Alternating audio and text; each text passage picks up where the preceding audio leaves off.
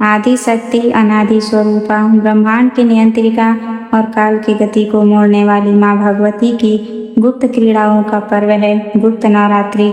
आषाढ़ मास की इस परम पावन गुप्त नवरात्रि का छठा दिन उस महाशक्ति को समर्पित है जो जितनी संहारक है उतनी ही कल्याणकारी है। वह शक्ति जो समस्त बंधनों को छिन्न भिन्न कर देती है, वह शक्ति जो साधक को काल के भय से मुक्त कर अमृत्यु का वरदान देती है।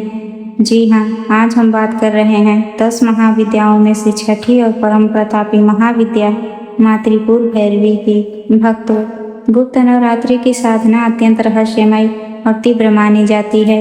इसमें सामान्य दिनों की तरह केवल उत्सव नहीं मनाया जाता, बल्कि यहाँ चेतना के सबसे गहरे स्तरों को छुआ जाता है। और जब छठे दिन माँ त्रिपुर भैरवी का आवाहन होता है तो ब्रह्मांड का कोना कोना उनके दिव्य तेज से गुंजयमान हो उठता है।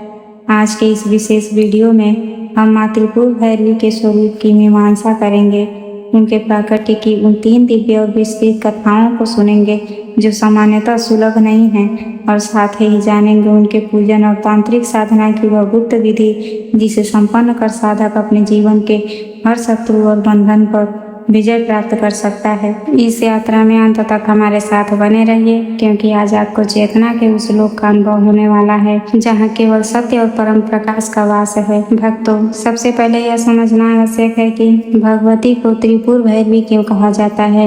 इनके नाम के पीछे संपूर्ण ब्रह्मांड का विज्ञान छुपा हुआ है।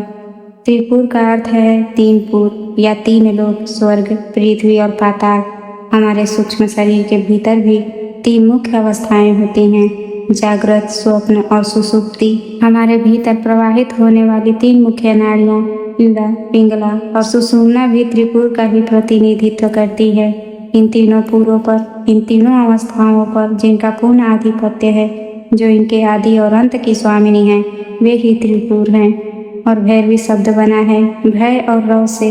भय का अर्थ है डर और रव का अर्थ है ध्वनि या नाद, जो अपने साधकों के भय का हरण करती है और दुष्टों के भीतर भयंकर भय का संचार करती है। वे भैरवी हैं। भैरवी भगवान शिव के भैरव स्वरूप की आद्या शक्ति हैं। वे विनाश की देवी हैं, किंतु यह विनाश संहार मात्र नहीं है, बल्कि यह नूतन सृजन का मार्ग प्रशस्त करने वाला नित्य प्रलय है। जैसे सूखे पत्तों के गिरने के बाद ही पेड़ पर कोपलें आती हैं, वैसे ही हमारे भीतर के विकारों और अज्ञान के नष्ट होने पर ही ज्ञान का उदय होता है। यही माँ त्रिपुर भैरवी का मूल दर्शन है। आइए अब माँ के अलौकिक विग्रह और स्वरूप का ध्यान करते हैं। शास्त्रों में माँ त्रिपुर भैरवी के 2 रूपों का वर्णन मिलता है। एक रूप अत्यंत सौम्य और तेजोमय है, जिसे श्री विद्या या त्रिपुर सुंदरी की सहचरी माना जाता है। इस रूप में माता का वर्ण उदित होते हुए हजारों सूर्यों के समान लाल और स्वर्णिम है। वे लाल वस्त्र धारण करती हैं, उनके मस्तक पर अर्धचंद्र सुशोभित है और उनके 3 नेत्र ब्रह्मांडीय चेतना का प्रतिनिधित्व करते हैं। वे अपने 4 हाथों में से 2 हाथों में जपमाला और पुस्तक धारण करती हैं, जो ज्ञान और अनंत विद्या का प्रतीक है, तथा शेष 2 हाथों से भक्तों को अभय और वरदान देती हैं। वे एक खिले हुए रक्त कमल के आसन पर विराजमान हैं, परंतु इनका दूसरा रूप अत्यंत भयानक और प्रलयंकारी है। तामसिक और तांत्रिक साधनाओं में माता का यही रूप पूजनीय है। इस रूप में वे श्यामल वर्ण की हैं, उनके केश बिखरे हुए हैं, उनकी आंखें क्रोध से लाल हैं और वे नर मुंडों की माला धारण करती हैं। उनके हाथों में खड्ग और लहू से भरा हुआ खप्पर होता है। वे काल का भी ग्रास करने वाली महाशक्ति हैं। साधक अपनी पात्रता के अनुसार माता के इन दोनों रूपों की आराधना करते हैं। अब हम प्रवेश कर रहे हैं उस पावन क्षेत्र में जहाँ कथाओं के माध्यम से हम माँ के अस्तित्व की गहराई को समझेंगे। पुराणों और तंत्र ग्रंथों में माँ त्रिपुर भैरवी के प्राकट्य की 3 अत्यंत विहंगम कथाएं मिलती हैं। आइए एक एक करके इन अद्भुत कथाओं का श्रवण करते हैं। यह कथा नारद पंचरात्र और प्राचीन शाक्त ग्रंथों से उद्धृत है। एक समय की बात है जब सृष्टि के आरंभिक काल में आदि शक्ति महाकाली और देवाधिदेव महादेव कैलाश पर्वत पर विराजमान थे। माँ काली का वर्ण श्यामल था, जिसे वे कृष्ण वर्ण भी कहती थीं। यद्यपि शिव जी को उनका प्रत्येक रूप प्रिय था, परंतु एक बार माता के मन में यह विचार आया कि वे अपने इस श्याम वर्ण को त्याग कर परम उज्ज्वल और प्रकाशमान गौर वर्ण प्राप्त करें। वे चाहती थीं कि सृष्टि उन्हें सौम्य और ज्योतिर्मय रूप में भी पूजे। इसी संकल्प के साथ देवी सती अचानक कैलाश पर्वत से अंतर ध्यान हो गईं। वे किसी को बिना बताए घोर तपस्या के लिए प्रस्थान कर गईं। इधर जब महादेव ने अपनी सैया पर, अपनी गुफा में और संपूर्ण कैलाश पर अपनी आद्या शक्ति को नहीं पाया तो वे व्याकुल हो उठे। भगवान शिव का मन अशांत हो गया। वे पागलों की भांति पर्वतों, गुफाओं और वनों में घूमने लगे और पुकारने लगे, हे सती, तुम कहाँ हो? मेरे प्राणों की स्वामिनी, मुझे छोड़कर मत जाओ। शिव जी की यह विकलता देखकर देवर्षि नारद कैलाश पहुंचे। भगवान शिव ने व्याकुल होकर नारद से पूछा, हे देवर्षि, क्या आप अपनी दिव्य दृष्टि से देख सकते हैं कि मेरी सती कहाँ हैं? वे मुझसे रूठकर कहाँ चली गई हैं? नारद जी ने ध्यान लगाया और कहा, हे महादेव, माता सती इस समय सुमेरु पर्वत के उत्तर में स्थित एकांत और बर्फीले स्थान पर घोर तपस्या कर रही हैं। वे घोर वर्ण प्राप्त करने के उद्देश्य से कठिन नियमों का पालन कर रही हैं। महादेव के हृदय को कुछ सांत्वना मिली, परंतु वे स्वयं वहां जाकर माता की तपस्या भंग नहीं करना चाहते थे। इसलिए उन्होंने नारद जी से प्रार्थना की, हे देवर्षि, आप ही सुमेरु पर्वत पर जाएं और देवी से कहें कि उनके बिना यह शिव 100 के समान हो गया है। वे तुरंत कैलाश लौट आए। नारद जी महादेव की आज्ञा पाकर सुमेरु पर्वत के उत्तर में पहुंचे। वहां का दृश्य अत्यंत विहंगम था। चारों ओर बर्फ की चादर थी और उसके बीच आद्या शक्ति ध्यान मग्न बैठी थी। उनका तेज इतना प्रबल था कि बर्फ भी पिघलने लगी थी। नारद जी ने देवी को प्रणाम किया और बड़ी विनम्रता से कहा, हे जगजननी, आपके बिना कैलाश सूना हो गया है। महादेव अत्यंत व्याकुल हैं। वे आपके वियोग को सहन नहीं कर पा रहे हैं। उन्होंने आपके पास विवाह का संदेश भेजा है। कृपा कर अपना तप समाप्त करें और महादेव के पास लौट चलें। जब देवी ने नारद जी के मुख से यह सुना कि शिव जी उनके बिना इतने पीड़ित हैं तो उनके हृदय में करुणा जगी, परंतु उसी क्षण उनके मन में एक विचार आया कि वे अभी पूरी तरह से गौर वर्ण को प्राप्त नहीं कर पाई हैं और बीच में ही तपस्या छोड़ना उनके संकल्प के विरुद्ध था। परंतु जब देवी ने नारद जी के मुख से यह सुना कि शिव जी उनके बिना इतने पीड़ित हैं तो उनके हृदय में करुणा जगी, परंतु उसी क्षण उनके मन में एक विचार आया कि वे अभी पूरी तरह से गौर वर्ण को प्राप्त नहीं कर पाई हैं और बीच में ही तपस्या छोड़ना उनके संकल्प के विरुद्ध था। उस ऊहापोह और नारद जी के बार बार अनुनय विनय से देवी के मन में एक क्षण के लिए तीव्र रोष उत्पन्न हुआ। जैसे ही देवी के भीतर क्रोध का संचार हुआ, उनके शरीर से एक प्रचंड तेज पुंज बाहर निकला। वह तेज इतना तीव्र था कि सुमेरु पर्वत डगमगाने लगा। उस तेज पुंज से एक अत्यंत सुंदर, तेजस्वी और रक्त वर्ण की देवी प्रकट हुई। उनका रूप उगते हुए सूरज की भांति लाल था। मस्तक पर चंद्रमा था और वे उग्रता तथा करुणा का अनूठा मिश्रण थी। देवी के क्रोध और तेज से उत्पन्न इस साक्षात छाया विग्रह को देखकर नारद जी भय से थर थर कांपने लगे। तब स्वयं आद्या शक्ति ने कहा, हे देवर्षि, भयभीत न हो। यह मेरा ही उग्र और प्रलयंकारी स्वरूप है जो मेरे तेज और संताप से प्रकट हुआ है। ब्रह्मांड में इन्हें मातृपुर भैरवी के नाम से जाना जाएगा। यह शत्रुओं को नाश करने वाली और मेरे भक्तों के समस्त बंधनों को काटने वाली महामाया है। इस प्रकार माता के तेज से मातृपुर भैरवी का प्रथम प्राकट्य हुआ। अब श्रवण करते हैं दूसरी कथा, जो प्रजापति दक्ष के यज्ञ और सती के देह त्याग से जुड़ी है। यह कथा ब्रह्मांड के सबसे बड़े विद्रोह की कथा है। प्रजापति दक्ष, जो सती के पिता थे, वे भगवान शिव से अत्यंत ईर्ष्या करते थे। वे शिव जी को अघोरी, शमशानवासी और अमंगलकारी मानते थे। इसी ईर्ष्या के वश में होकर दक्ष ने एक बहुत बड़े कर्णखल यज्ञ का आयोजन किया।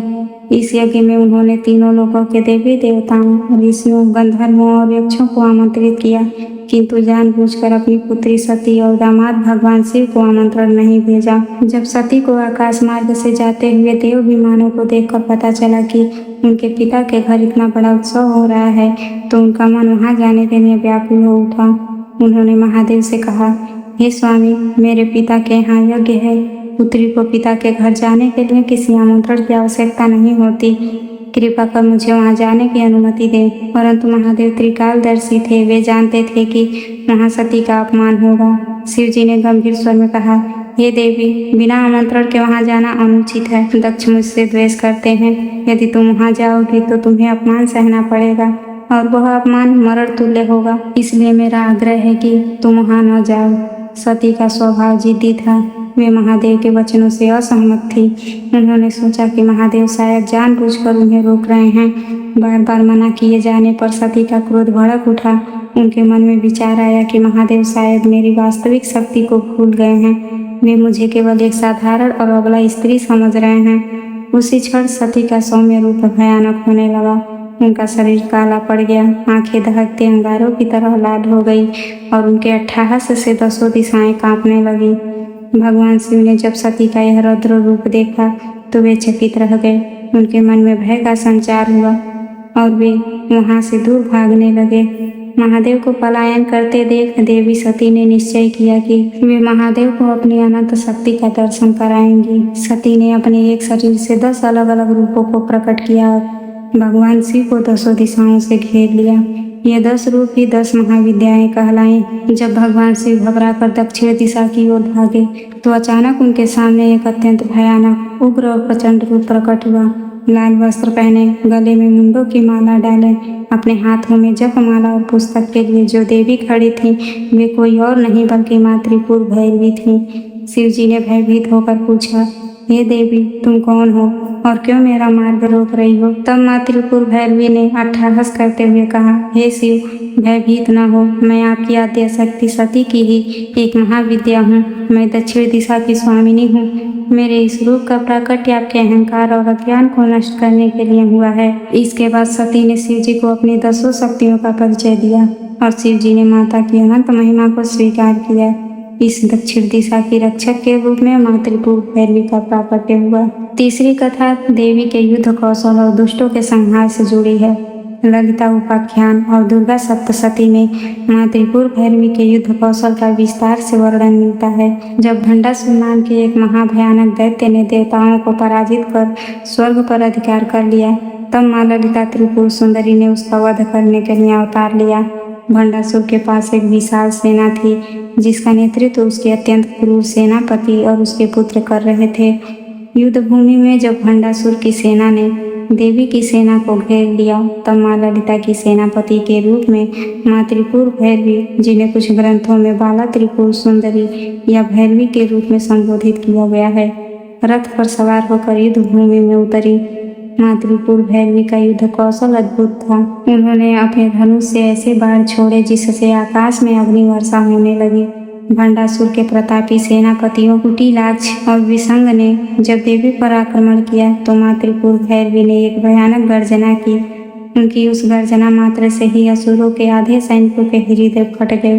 देवी ने अपने खड्ग से असुरों के सिरों को इस प्रकार काटना शुरू किया कि जैसे कोई माली उपवन से फूलों को तोड़ता है। उन्होंने कटे हुए सिरों की माला बनाकर अपने गले में धारण कर ली। युद्ध के बीच में जब असुरों का मायावी जाल बढ़ने लगा, तब देवी ने मधुपान किया। मधुपान करने के बाद माता का तेज अनंत गुना बढ़ गया। उन्होंने अत्यंत उग्र होकर भंडासुर की अक्षौहिणी सेना का समूल नाश कर दिया। देवी का यही उग्र और विजयी स्वरूप माँ त्रिपुर भैरवी के नाम से संसार में पूजित हुआ। वे संहार की अधिष्ठात्री हैं जो सृष्टि में संतुलन स्थापित करने के लिए पाप का अंत करती हैं। भक्तों, कथाओं को सुनने के बाद अब हमें इसके वैज्ञानिक और तांत्रिक पहलू को भी समझना होगा। तंत्र शास्त्र में माँ त्रिपुर भैरवी का संबंध हमारे शरीर के किस चक्र से है, क्या आप जानते हैं? माँ त्रिपुर भैरवी हमारे शरीर के सबसे पहले और आधार चक्र मूलाधार चक्र की अधिष्ठात्री देवी हैं।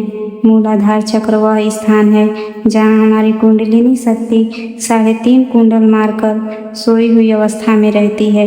जब कोई साधक माँ त्रिपुर भैरवी की साधना करता है तो मूलाधार चक्र में स्थित वह सुप्त ऊर्जा जागृत होने लगती है। भैरवी का भय और ताप उस ऊर्जा को ऊपर की ओर उठने के लिए विवश करता है। इसलिए जो साधक आध्यात्मिक मार्ग पर उन्नति करना चाहते हैं उनके लिए माँ त्रिपुर भैरवी की साधना अनिवार्य मानी गई है। इसके अतिरिक्त माँ त्रिपुर भैरवी राग और द्वेष का नाश करती हैं। हमारे भीतर जो कामनाएं, वासनाएं और अज्ञान छुपे होते हैं वे ही हमारे बंधनों का कारण हैं। माँ भैरवी अपनी तलवार से उन सूक्ष्म बंधनों को काट देती हैं। इसलिए इन्हें बंदी छोड़ कहा जाता है।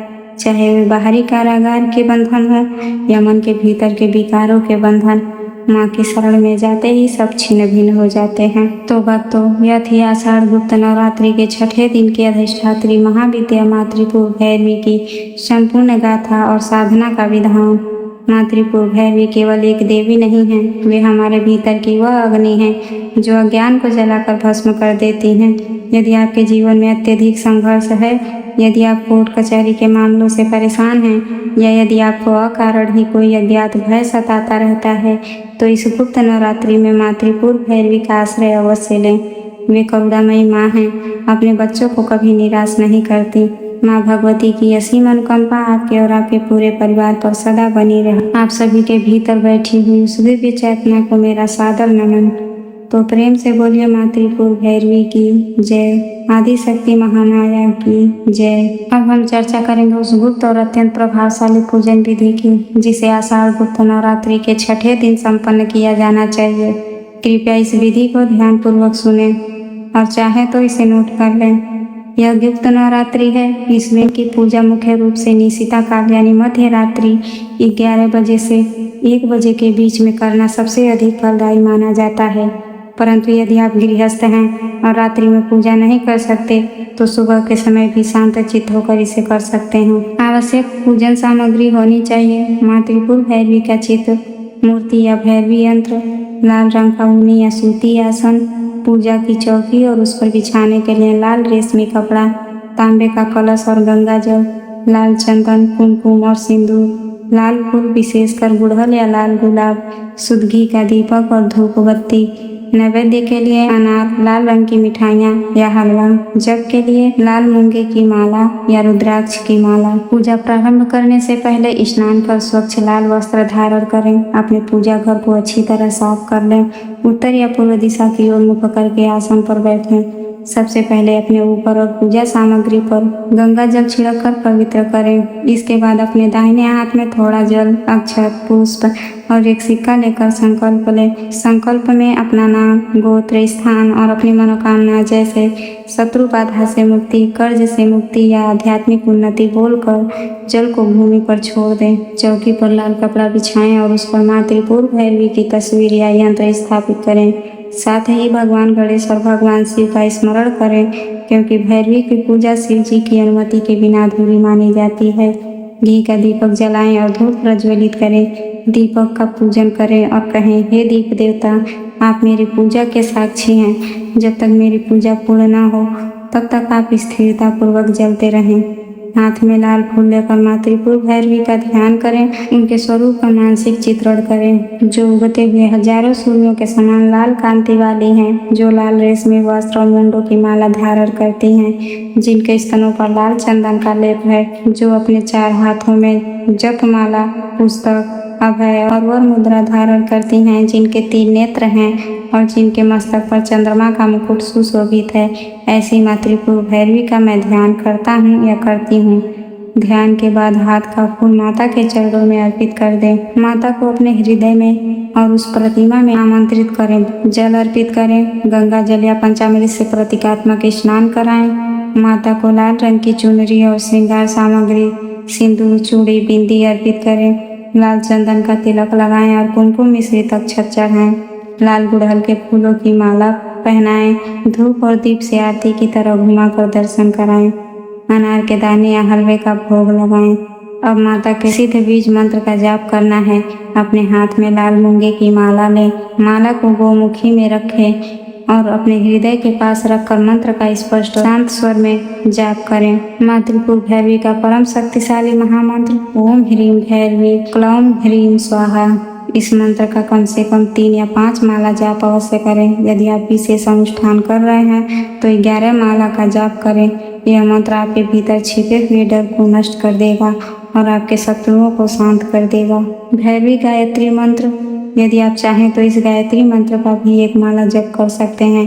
ओम त्रिपुरा महाभैरवाय धीमहि तन्नो देवी प्रचोदयात्। जप पूर्ण होने के बाद माला को मस्तक से लगाएं और जप का फल माता के बाएं हाथ में जल छोड़कर उन्हें समर्पित कर दें। पूजा के अंत में हाथ जोड़कर अनजाने में हुई भूल चूक के लिए क्षमा प्रार्थना अवश्य करें। कहें, हे माँ, मैं आपका आवाहन करना नहीं जानता, न विसर्जन करना जानता हूँ और न ही पूजा की विधि जानता हूँ। मुझसे जो भी भूल हुई हो कृपा कर मुझे अपनी संतान समझकर क्षमा करें। तो भक्तों, अगर आपको यह कथा पसंद आई हो तो इस वीडियो को लाइक करें, शेयर करें, कमेंट में जय माँ भैरवी जरूर लिखें। हमारे चैनल को सब्सक्राइब करना न भूलें। मिलते हैं अगले वीडियो में, तब तक के लिए धन्यवाद।